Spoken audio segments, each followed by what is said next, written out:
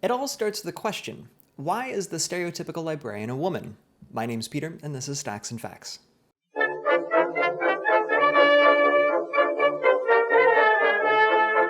As of 2017, the American Library Association found that 81% of librarians identified as women, 59% are 45 and older, and 86.7% are white.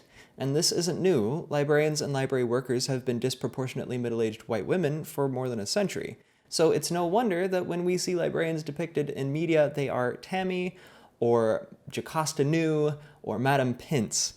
And Google image search results for librarian are exactly what you would expect. So, let's talk about why that is.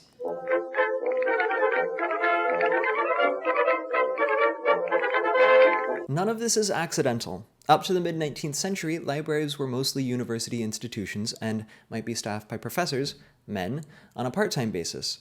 But this changed in 1887 when Melville Dewey insisted that women be admitted to his new library school at Columbia University. He wanted to train them on his new invention, the Dewey Decimal System, because the cheap labor that women provided would be a good way to spread it. He trained cohorts of mostly women who were eager to find their way into the field on cataloging and classification, the fundamental skills of knowledge organization. Women were keen on the chance to enter academia and the labor force, so they enrolled, graduated, and started doing the invisible but essential work that makes libraries run, taking books and other materials, cataloging them, and organizing them for use by faculty and students.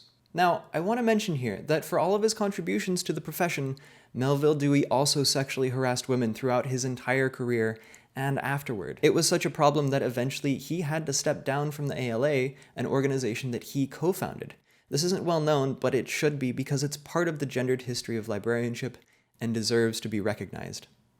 After academia, public libraries in North America started taking off in the early 20th century, and by 1920, librarianship overall was 90% women. Along with traditional library services, public libraries promoted literacy and supported their communities, which were seen as being in line with feminine values. The attitudes of the time were that women were well suited for this, what with their inherent desire to serve and nurture, and yes, I'm super grossed out hearing myself say that.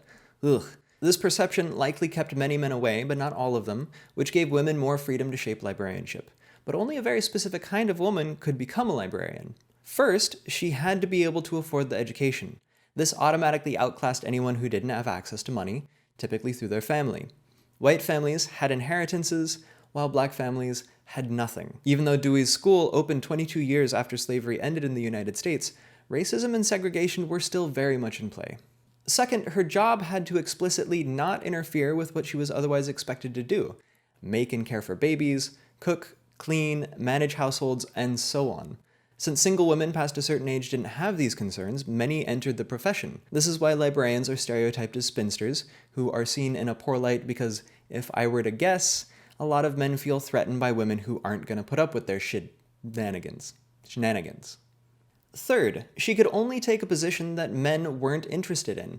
Librarianship paid just enough for a single person to get by, and men were expected to marry and support their families, so mostly avoided librarianship. But this idea of men as breadwinners meant that it was men, not women, who ended up in management positions, jobs that paid well, even though women had much more experience doing the work.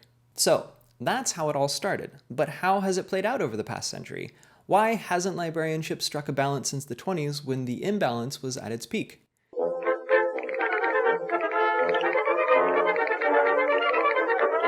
Well, there are a few reasons. First, requiring someone to get a master's degree still excludes minorities and poor people from the profession right from the get-go.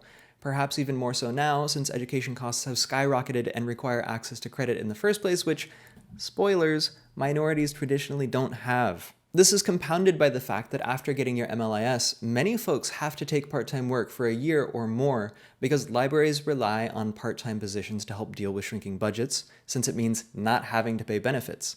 Full-time positions exist, but often require a year or more of work experience. This is easier to get, though, if you're married, which historically women 25 and older have been, but if not, these circumstances drive people away who don't have a financial safety net of some sort, sometimes out of the profession altogether. So even if library schools recruit and graduate more diverse cohorts, the field still gets whitewashed and gender-washed because young men and people of color are less likely to have that same safety net. As for library leadership, it's changed dramatically. At university libraries, women went from filling only 4.6% of high-level leadership positions in 1972 to 64% as of 2017. But men still make up a disproportionately large segment of directors, the very top position. At public libraries, it's a little less clear how things are now because I could only find data going back to 1999, but that showed that men made up 21% of public librarians, but filled 35% of the director positions. Part of it is that leadership has been retiring later and later, likely the results of the bad economy of the late 2000s. But it's also partly because being seen as self-confident, a risk-taker, and stoic are historically thought of as manly qualities, and therefore marks of leadership ability. On the other hand, being caring, nurturing, and good at communication are seen as feminine traits, and are therefore better suited for service roles. But this is a bunch of malarkey. People of any gender can have masculine and feminine traits, and a lot of that comes down to how someone is socialized. Speaking from personal experience, a leader who's self-confident and stoic is a much worse leader than someone who cares about and nurtures their people but just doesn't enjoy the spotlight. And frankly, these service careers, not just librarianship, but education, social work, and nowadays social media, are highly skilled, essential, and consistently undervalued. The gender wage gap is totally a thing in librarianship too, if you are curious. So all of this is why the stereotypical librarian is a white, middle-aged woman. The system was designed around them. So why is this lack of diversity something that needs to change? First, people of color, men and non-binary folks who at this point we don't have a lot of data on, live different lives and bring different experiences to the table. These experiences let us relate to our patrons and understand their needs more completely, but, if you allow it, also serve to challenge ideas that might be accepted as common sense in the profession, but that aren't actually helpful or representative. More on that in a bit. Second, better representation in libraries helps push against the existing stereotypes that plague librarians and keep them from being seriously taken in the first place. To be crystal clear, I'm not saying that there's anything wrong with librarians who are white middle-aged women, but that's the idea of what a librarian is in society's collective mind to the exclusion of everyone else, regardless of whether or not they're suited for the job. Changing the face of the profession has to happen so that other people can see themselves in the field too.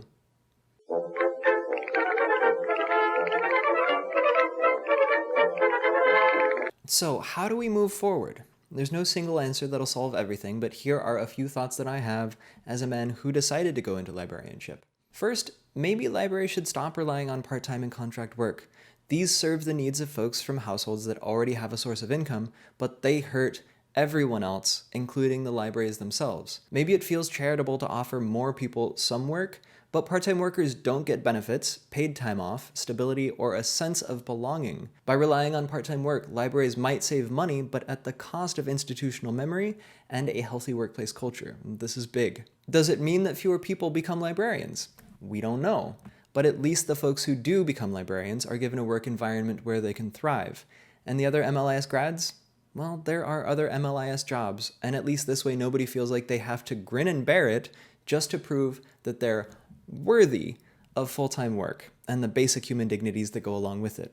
Second, no matter what, the field can't sacrifice traditionally feminine ideals and the soft skills that go along with them just to try and recruit more men. These are what drew me into librarianship, and they'll draw in other men as well. While doing research for this video, I've read a lot of academic stuff that suggests that maybe men go into feminized fields because they think it'll be easier to achieve status, and that they must be going after leadership roles because those are the only prestigious positions available.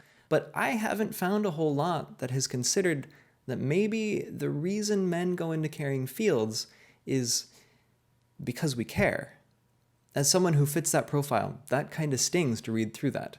But as of late, there's data to show that I'm not a unicorn. Well, not in that way anyways. Results of a survey of young men came out earlier this year, and it turns out that openness and selflessness were broadly seen as more important than autonomy or strength, and the most highly ranked value of all were caring for others and helping others. Looking at a 2001 survey of male librarians, researchers found that about half of them said they don't particularly want to be in leadership roles, but more than half of them said that they felt expected to fill them.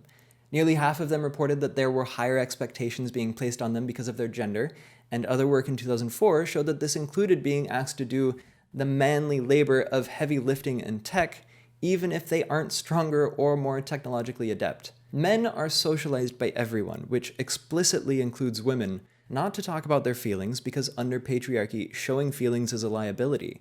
This might be why assumptions go largely unchallenged. Fortunately, this has been changing as of late because millennials kill everything, but even, perhaps especially, in an overtly feminized work environment, these assumptions persist because sexist attitudes were baked in at the field's inception. Consider, are story times rarely done by men because they don't want to do it, or is it because they aren't being offered the chance? Are men hidden from public view in tech and management roles because that's what they want to do, or because they're expected to? By 2004, at least, men were saying that this was the case, and when this happens, no one sees men at the library, so boys don't see a future for themselves there.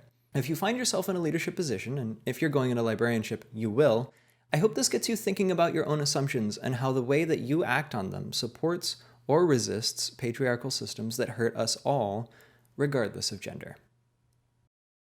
So that's all I got, but I want to hear from you. What does librarianship look like to you, and how would you like it to look? What kinds of solutions do you see for problems of representation in the field? Not just of gender, but for race, sexuality, ability, you name it, but down in the comments below, or tweet at me, @StacksAtFacts. And if you want to see more stuff like this, consider subscribing. I upload videos on LIS about twice a month. As always, thanks for watching, and until next time, don't forget to ask questions. All right, bye.